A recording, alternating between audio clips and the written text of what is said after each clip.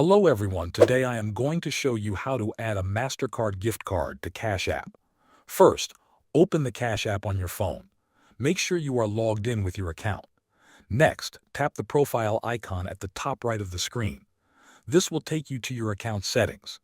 Scroll down and look for the option called Linked Banks and tap it.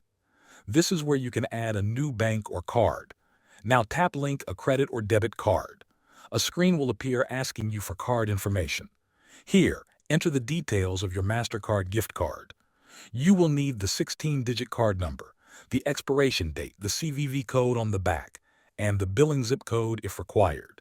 Make sure the information is exactly the same as what is registered for the card. After entering all the details, tap Add Card. Cash App will check the card. If it is accepted, your Mastercard gift card will now be linked to your account. You can use it to make payments or add funds if the card allows it. Thanks for watching.